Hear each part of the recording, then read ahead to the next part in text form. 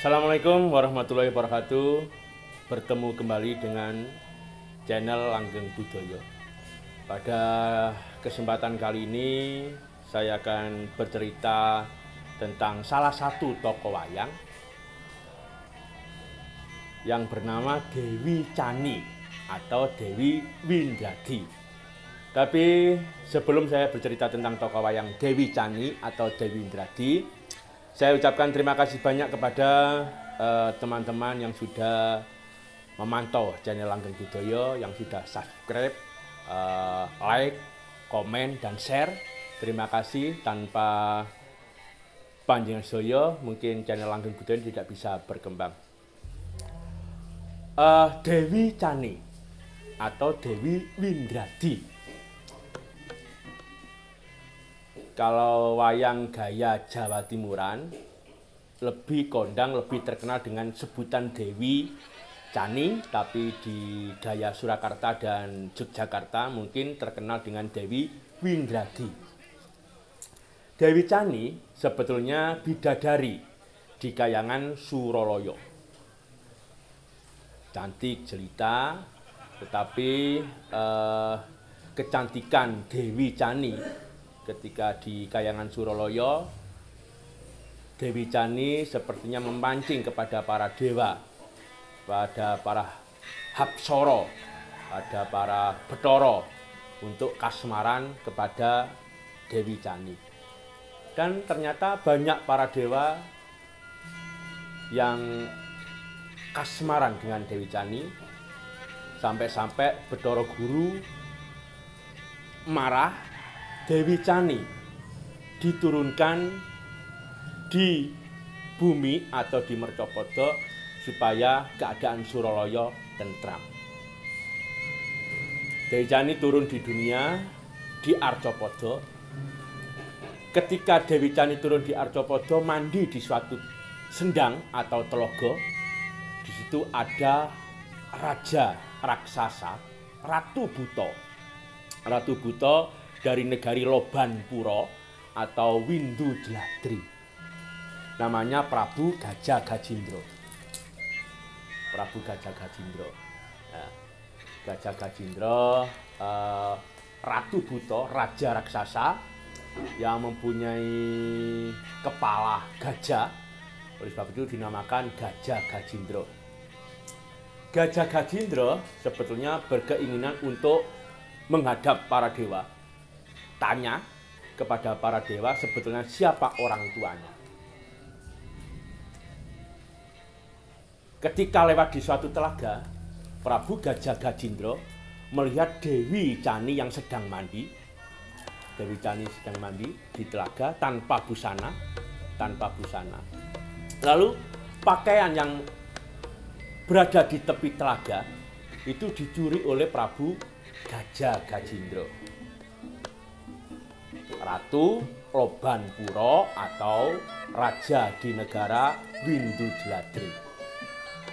Setelah pakaian dicuri oleh Prabu Gajah Gajindra, Dewi Chani mau mengambil pakaiannya, pakaian hilang, akhirnya merasa malu, dan di situ Prabu Gajah Gajindra Muka atau Prabu Gajah Gajindra mau memberikan pakaian kepada Dewi Chani asalkan Dewi Chani mau diperistri oleh Prabu Gajah Gajindra. Dengan terpaksa Dewi Chani menuruti keinginan Prabu Gajah Gajindra. Pakaian diberikan, dipakai oleh Dewi Chani. Ketika Prabu Gajah Gajindra mau memboyong Dewi Chani ke negara Lobanpura, Dewi Chani lari. Prabu Gajah Gajindra merasa tertipu. Akhirnya Prabu Gajah Gajindra mengejar Dewi Chani sampai di alas Wrakas atau alas Ragas atau hutan Wrakas. Di situ akhirnya Dewi Chani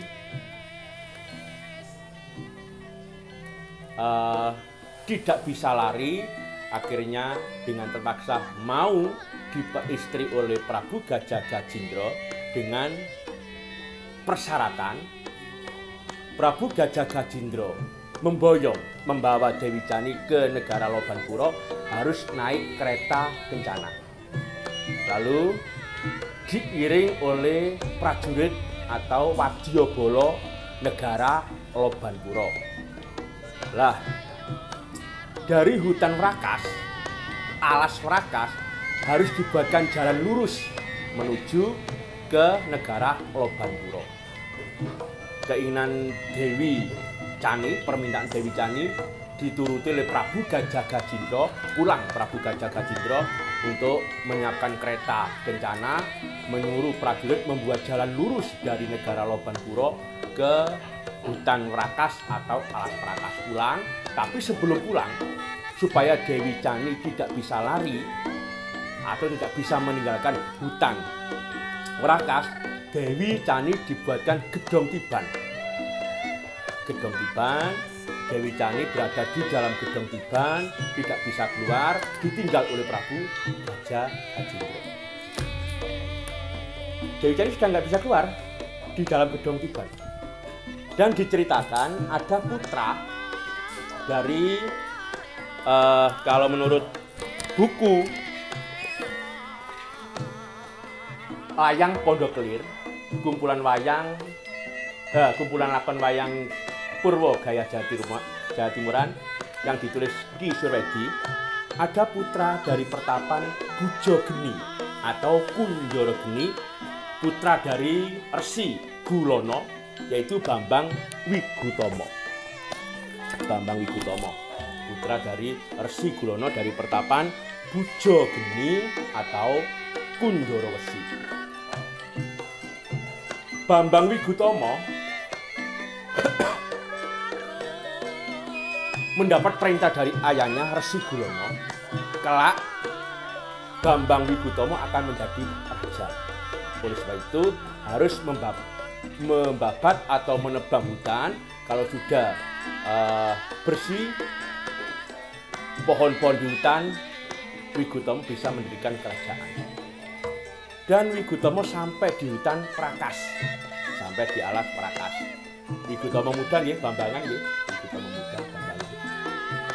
Rai putih, bokongan. Di hutan Wrakas ketemu atau gedong wojo, gedong tiban.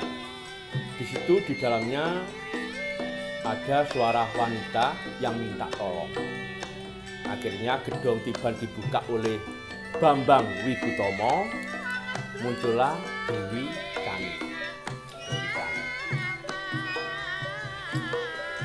Bambang Wigutomo melihat kecantikan Dewi Chani, jatuh cinta. Begitu pula Dewi Chani melihat ketampanan Wigutomo, Dewi Chani jatuh cinta, lupa dengan janjinya, lupa dengan sumpahnya dengan Prabu Gajah Gajindra. Akhirnya Bambang Wigutomo, Dewi Chani, andum asmara, bercinta di hutan Wrakas. Sampai-sampai Dewi Chani mengandung benih dari Bambang Wigutomo. Setelah pernikahan, Bambang Wigutomo meneruskan babat alas Wrakas, lalu menjadi negara, dinamakan negara Rogastino, berasal dari kata Wrakas atau alas Ragas, dinamakan negara Rogastino. Menjadi raja, ini prameswirinya, jejuluk Prabu Wigutomo, raja bersifat pendita, jadi nanti bisa berwujud raja tampan, tidak baku wayangnya, bisa seperti ini atau juga bisa berwujud resi, jadi bisa menggunakan Wigutomo yang ini atau Wigutomo yang resi. Sebab memang raja yang mempunyai sifat pendita bisa dikatakan Prabu Wigutomo atau bisa dinamakan Resi Wigutomo. Dan pernikahan dengan Dewi Cani belum lama menjadi raja di negara Rogastina, datanglah Prabu Gajah Gajindra untuk menepati janjinya menjemput Dewi Cani, membawanya ke negara Lobanpura atau Windudladri, sudah membawa kereta kencana, sudah menyiapkan barisan prajurit untuk mengiring perjalanan dari hutan Rakas menuju negara Lobanpura. Prabu Gajah Gajindra terkejut sebab hutan Rakas sudah menjadi kerajaan. Mencari Dewi Cani ketemu Prabu Wigutomo. Akhirnya tahu kalau Dewi Cani diperistri oleh Prabu Wigutomo, Prabu Gajah Gajindra marah, merebut Dewi Cani dan terjadilah peperangan yang seru antara Resi Wigutomo atau Prabu Wigutomo dengan Prabu Gajah Gajindra. Sama-sama sakti. Perangnya tidak ada yang menang, tidak ada yang kalah sampai tahun-tahunan.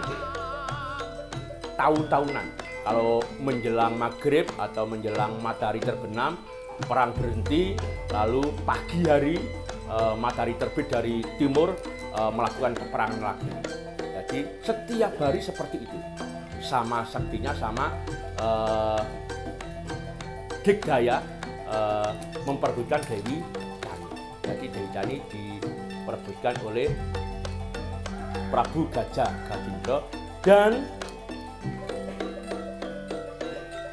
Dewi Cani yang sudah mengandung benih dari Prabu Wigutomo melahirkan bayi wanita